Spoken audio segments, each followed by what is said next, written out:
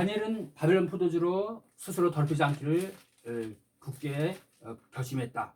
그 말이 다니엘서 1장 8절에 있습니다. 그러나 다니엘은 왕이 정해준 음식과 왕이 마시는 포도주로 자기를 더럽히지 아니하기로 마음속에 작정하였으므로 자기를 더럽히지 아니하려고 내시들이 우두머리에게 간구하니, 이 포도주는 그 영적인 뜻이 있습니다. 바벨론 포도주이기 때문에, 쑥물의 그 뜻을 갖고 있기 때문에 다니엘은 바벨론 포도주를 마시지 않겠다 이렇게 작정했습니다.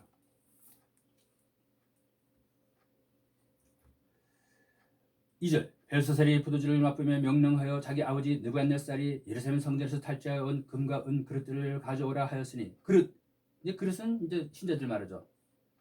고린도후서 4장 7절, 우리가 지난 시간에 읽어봤습니다. 그릇은 신자를 말하죠. 또 호세아 13장 15절에는 종말에 광야에서 일어나는 바람이 기성교의 모든 아름다운 보배의 그릇을 약탈해 간다, 그런 말이 있습니다. 3절, 이에 사람들이 예루살렘에 있는 하나님의 집 성전에서 탈취하여 온 금 그릇들을 가져오며 왕과 그의 통치자들과 왕비들과 후궁들이 그것들로 마시더라. 4절, 그들이 포도주를 마시고 금과 은과 녹과 새와 나무와 돌로 된 신들을 찬양하니라. 금과 은으로 된 신들, 녹과 새와 나무와 돌로 된 신들. 호세아 8장 4절을 보겠습니다. 호세아 8장 4절. 호세아 8장 4절. 3절부터 읽어보면, 이스라엘이 이미 선한 것을 내버렸으니 원수가 그를 따르리라. 그들이 왕들을 있었으나 나로 말미암은 것이 아니며 통치자들을 있었으나 내가 그들을 알지 못했느니라. 그들이 자기들의 금과 은으로 자기들을 위하여 우상들을 만들어 스스로 끊어지게 하였도다. 금과 은으로 자기들을 위하여 우상을 만들었다고 호세 8장 4절에 되어 있습니다. 우상의 짝꿍을 찾아보면 스가랴 11장 17절이죠. 우상목자, 우상목자는 우상목사, 우상목사는 목사우상, 금과 은으로 우상을 만들었다. 목사우상을 세웠다, 이 말입니다.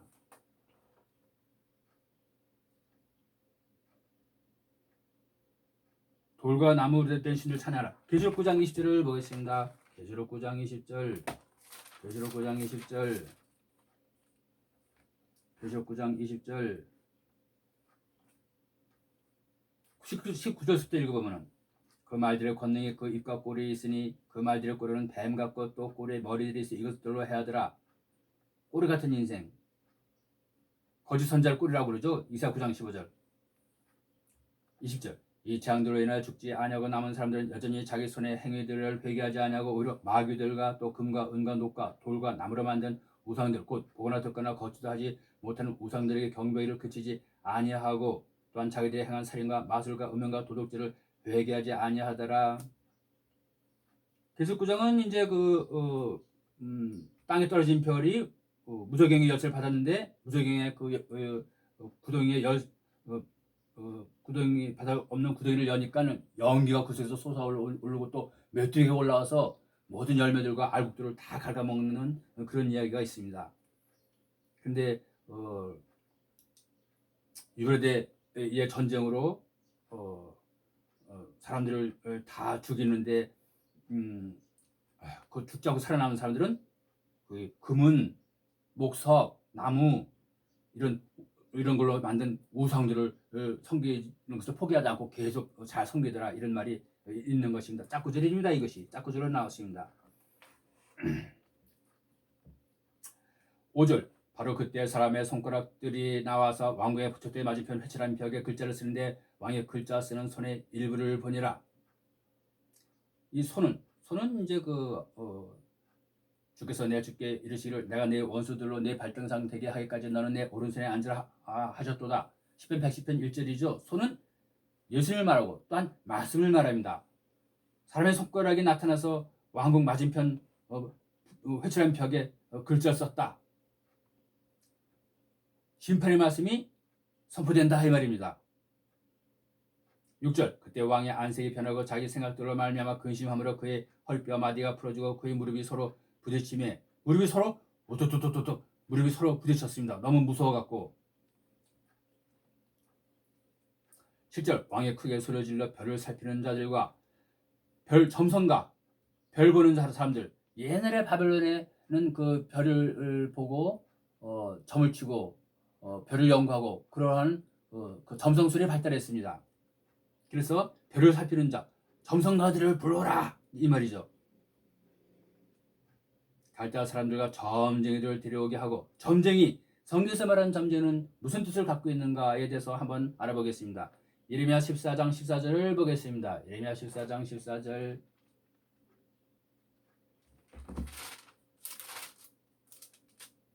예레미야 14장 14절.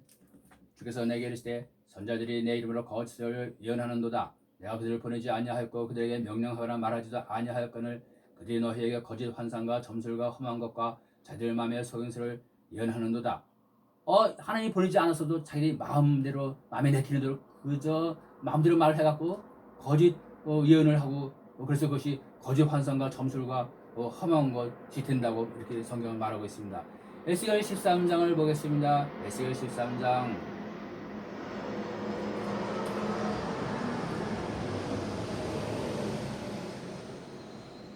4절부터 읽어보면, 오 이스라엘아, 내 선자들은 사막에 있는 여우들 같으니라. 너희가 무너진 곳에 올라가지도 아니하였으며 이스라엘 집을 위하여 주의 날에 전쟁 중에 서게 하려고 울타리를 치지도 아니하였느니라. 울타리는 성벽이죠. 교회를 말합니다. 6절, 그들이 헛된 것과 거짓 전개를 보고 이르기를 주께서 말씀하신다 하나 저는 그들을 보내지 아니하였으며 또 그들이 다른 사람들로 하여금 직접 그 말씀을 확인하게 되기를 바라게 하였도다.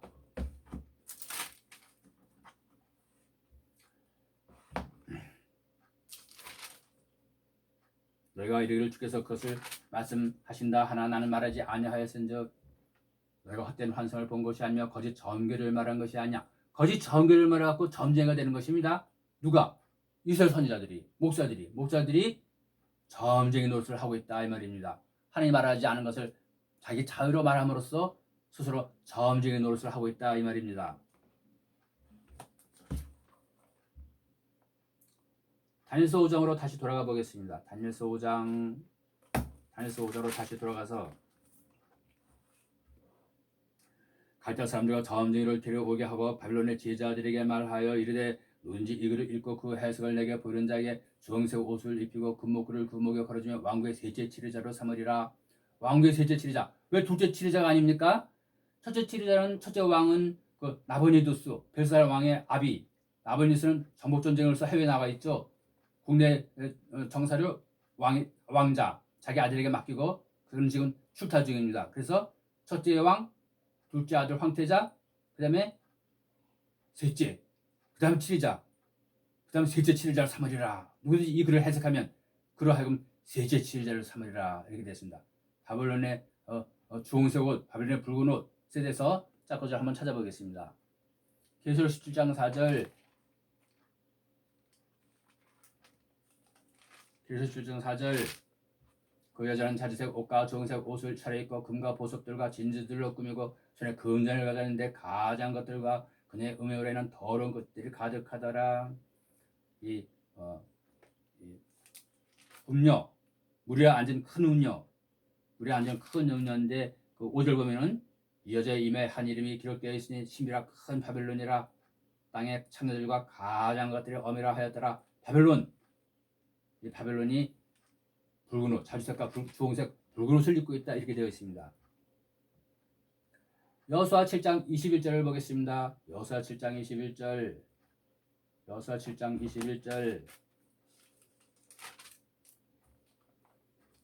내가 노력한 20절에서부터 읽으면 아간이 여호수아가 대답하여 이르되 참으로 내가 주 이스라엘의 하나님께 범죄하여 이렇게 행하였나이다. 내가 노력한 물건 중에서 바빌로니아에서 만든 아름다운 옷과 은 200세겔과 50세겔 나가는 금덩어리 하나를 보고 탐려 취하였나이다. 바빌론에서 만든 아름다운 옷, 바빌론에서 만든 아름다운 옷은 붉은 옷으로 추측이 됩니다. 여기 붉은 옷이라는 말은 없지만은 이 바빌로니아의 그 아름다운 옷, 그래서 짝구절을 맞춰보면은 이 아름다운 옷은 붉은 옷인 것을 우리가 알 수 있습니다.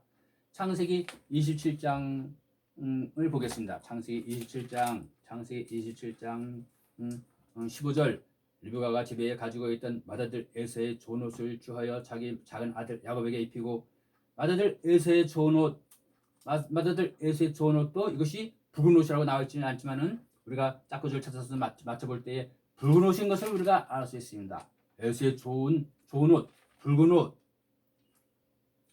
창세기 25장 25절 읽어보겠습니다. 먼저 나온 자는 붉고 온몸이 토록 같아서 그 이름을 에스라 하였고 30절을 읽어보겠습니다. 야곱에게 이르되 내가 지쳤으니 원컨대 나로 하여금 그 붉은 죽을 먹게 하라. 붉은 죽은 붉은 떡이죠. 붉은 떡. 영적으로 보면은 공산 사상을 말합니다. 그러므로 에스의 이름을 에돔이라 하였더라. 에돔은 빨갱이라 이 말입니다. 붉게 나와갖고 붉은 떡을 좋아한다. 공산 사상을 좋아한다. 그래서 에돔이 되는 것입니다. 그래서 빨갱이가 되는 것입니다. 그래서 이 빨갱이가 붉은 옷을 입고 있죠. 붉은 옷. 그래서 그 형 에서의 붉은 옷을 훔쳐 입고 아버지한테 나와서 축복해 주시옵소서 하고 머리를 숙이는 것입니다.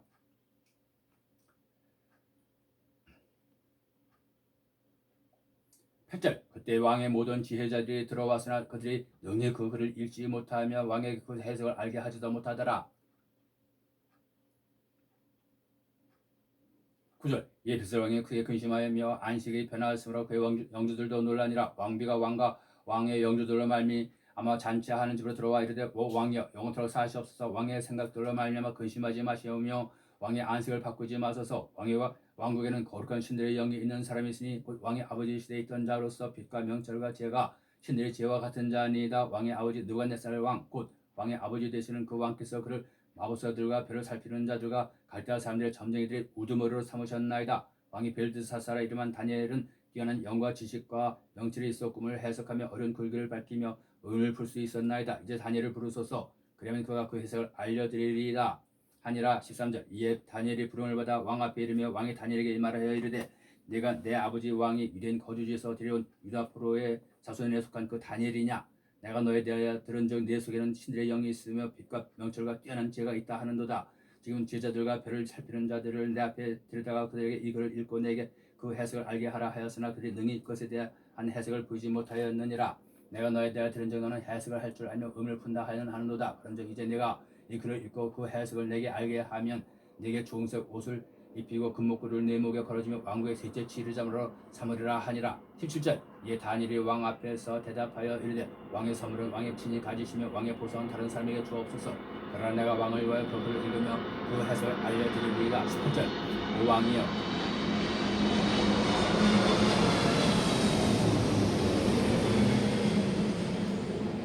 지키 높으신 하나님께서 왕의 아버지 느부갓네살에게 왕과 위엄과 영광과 존귀를 주셨나이다. 그분께서 그에게 주신 위엄으로 인하여 모든 백성들과 민족들과 언어들이 그 앞에서 떨며 두려워하였으며 그가 자기를 죽이고자 하는 데를 죽이고 살리고자 하는 데를 살리며 세우고자 하는 데를 세우고 낮추고자 하는 데를 낮추었더니 그의 마음이 높아지며 그의 생각이 교만한 중에 완악하게 되므로 그가 자기 왕좌에서 쫓겨나 사람들이 그의 영광을 빼앗으며 교만해지니까는 영광의 보좌에서 쫓겨났다 이런 말이 되어 있습니다. 잠언 16절 18절에 보니까 교만은 멸망의 선봉이요 그러죠. 교만하면 멸망하는 것입니다.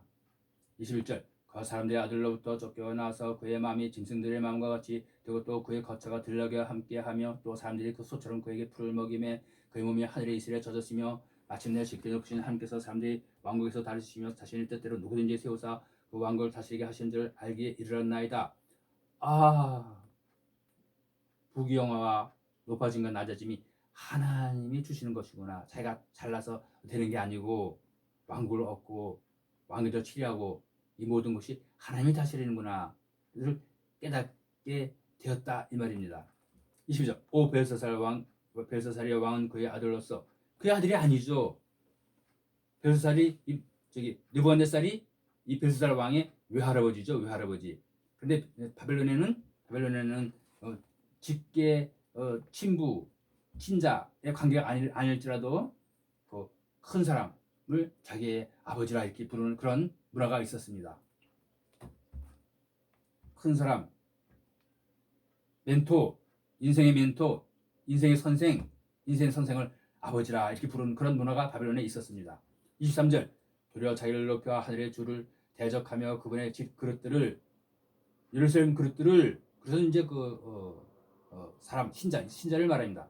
교회를 영권으로 포로로 해갔습니다. 정말에 바벨론 가톨릭 교회가 온 기성교회를 영권으로 포로해 갈 것의 그 그림자로서 느부갓네살이 유다를 멸망시키고 예루살렘을 불사르고 예루살렘 성전 그릇들을 전부 약탈해 갔던 것입니다.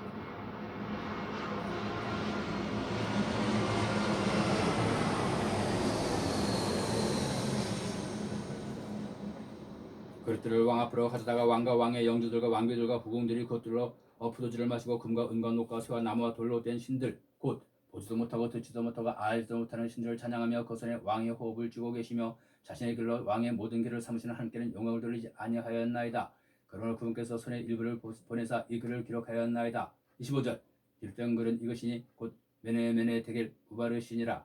이 글을 해석하건대 메네는 하나님께서 이미 왕의 왕국을 세시서 그것을 끝나게 하셨다 하며 데겔은 왕을 조례 달아보니 부족함이 있다 하며 베르스는 왕의 왕국이 나뉘어져 메디아 사람들과 페르시아 사람들에게 주어진다 함이니이다 하니.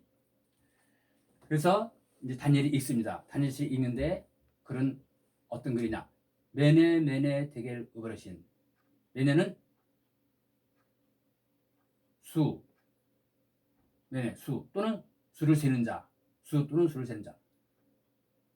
수를 세는 자가 메네 수를 세는 자가 셈을 입어.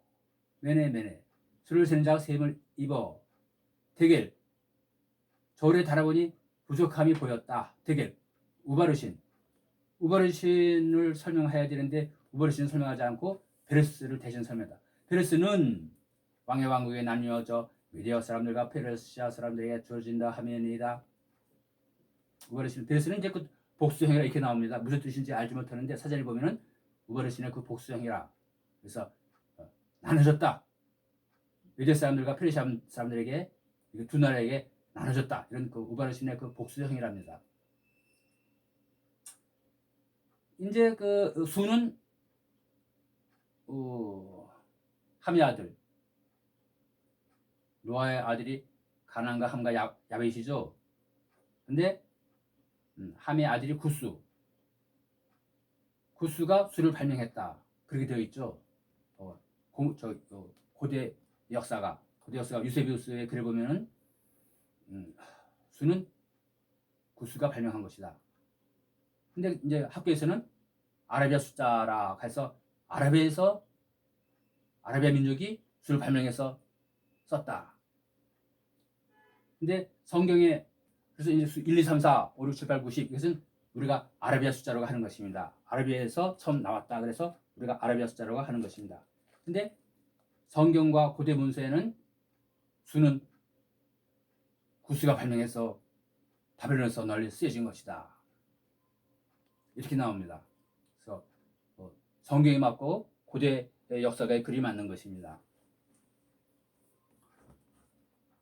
요 짝구절이 있습니다. 이사야 65장 11절을 보겠습니다. 이사야 65장 11절. 이사야 65장 11절. 10절부터 읽어보면은 샤론은 양떼의 우리가 되겠고 악을 골짜기로는 소떼이 눕는 곳이 되어 나를 찾은 내 백성을 위한 것이 되리라. 11절. 그러나 너희는 주를 버리는 자들이여 나의 거룩한 산을 잊고 거룩한 산, 성산, 예루살렘 산을 말합니다. 종말의 예루살렘 산, 대제사장 여호수아 야곱 중 나의 거룩한 산을 잊고 그의 군대를 위하여 상을 예배하며 이 군대는 하늘 군대를 말하죠. 근데 타락한 군대, 바벨론 군대를 말합니다. 가톨릭 교회를 말합니다. 가톨릭 교황 군대를 위하여 상을 이 상은 떡상이죠. 떡상은 떡을 말합니다. 떡은 생명의 말씀을 말하죠. 근데 여기서는 바벨론 떡이므로 쑥물이죠. 쑥물, 포도주. 사람을 죽이는 쑥물의 포도주를 말합니다. 상을 예배하며 그 수에게 음료 허물을 제공하는 자로 그 수에게 선지 예언입니다. 이것은 정말에 수에게 음료 허물과 상을 베푸는 그런 일이 있을 것이다. 이렇게 되는 것입니다. 12절. 내가 너희 수를 세어. 수를 세답니다. 여기서 그러니까 매네죠. 매네 대결 우바르십니다. 여기서 수를 세어 칼에 넘길 것인즉 하나님이 수를 센답니다. 그러니까 매네죠. 매네 대결 우바르심. 수 누가 수입니까? 바벨론 교황이 수다. 그런데 이 신약 시대에 이르러서 특히 종말에 이르는 이 수는 영적인 수, 육적인 바벨론이 아니고 영적인 바벨론, 가톨릭 교황의 수다 이 말입니다. 가톨릭 교황의 수. 계시록 13장 18절을 보겠습니다. 계시록 13장 18절. 계시록 13장 18절. 17절부터 읽어보면 그 표나 짐승의 이름이나 그의 이름의 숫자를 가진 자 외에는 아무도 사거나 팔지 못하게 하더라. 18절. 제가 여기 있으니 지각이 있는 자는 짐승의 수를 세어볼지니라. 그것은 어떤 사람의 순위. 그것은 개혁성경에는 그것은 사람의 순위 이렇게 나와 있습니다. I'm a man 하면은 a man. 이 어는 나는 하나의 사람이다. 이렇게 해석해도 맞습니다. 어를 생략하고 어가 있더라도 해석할 때는 생략하고 나는 사람이다. 이렇게 해도 맞습니다. 그래서 그것은 사람의 순위 그렇게도 맞고 그것은 어떤 사람의 순위 어의 어는 하나의 뜻도 있고 어떤 그런 뜻도 있습니다. 그것은 어떤 사람의 순위 그렇게 해석해도 맞습니다. 근데 중요한 것은 그 뒤에 his number가 있어갖고 그의 수는 이렇게 되어 있습니다. 그래서 이것을 사람의 순위 이렇게 해석하면 안 되고 어떤 사람의 순위 이렇게 해석해야 되는 것입니다. 그의 그 뒤에 his number 그의 수가 있으므로 앞에 man 이것을 어떤 사람의 수 이렇게 해석해야 되는 것입니다. 그것은 어떤 사람의 순위 그의 수는 666이니라. 누가 그의 수입니까? 이 두 번째 짐승. 계시록 13장 1절에는 바다에서 한 짐승이 나오는데 머리가 7개 뿔이 열이죠. 붉은 짐승이 머리가 7이고 뿔이 열인 짐승이 올라옵니다. 1절에는.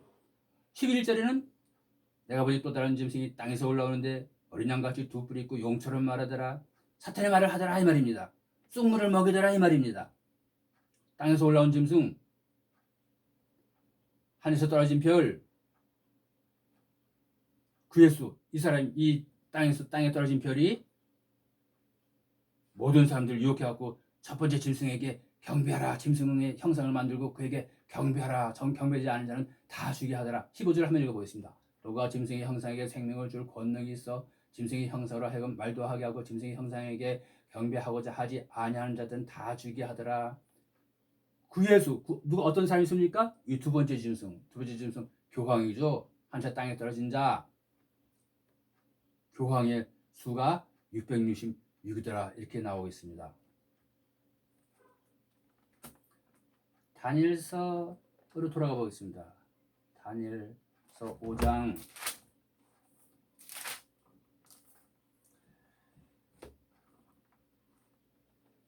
에스겔 28장 12절을 보겠습니다. 에스겔 28장 12절 에스겔 28장 12절 에스겔 28장 12절 사람의 아들아 너는 두로 왕에게 애가를 지어 그에게 이르기를 주 하나님께서 이같이 말씀하시니라. 너는 지혜가 충만하며 아름다움이 완전하며 총계의 날인하는 자로다. 총계의 날인. 성경에 어떤 총계가 있습니까?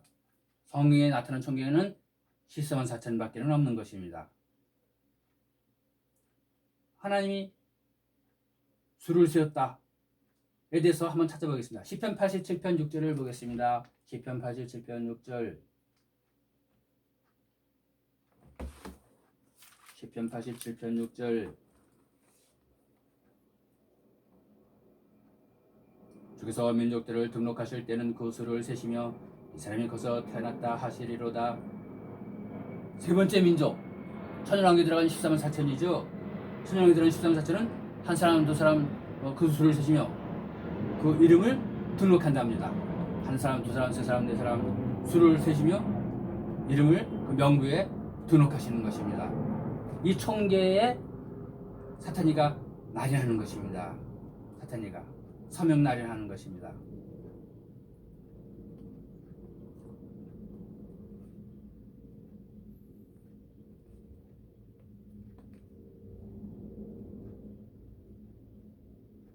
시 29절 이에 벨사살이 명령하여 다니엘에게 주홍색 옷을 입히고 주홍색 옷은 이제 바벨론 옷이죠. 화려한 바벨론 옷, 치리자의 옷, 금목걸이를 그 목에 걸어주고 그에 관해 공포하여 그를 왕국의 셋째 치리자로 삼으니라. 30절 그날 밤에 갈대아 사람들의 왕 벨사살이 죽임을 당하였고 메대 사람 다리오가 그 왕국을 취하였는데 그때 그가 62세가량이었더라.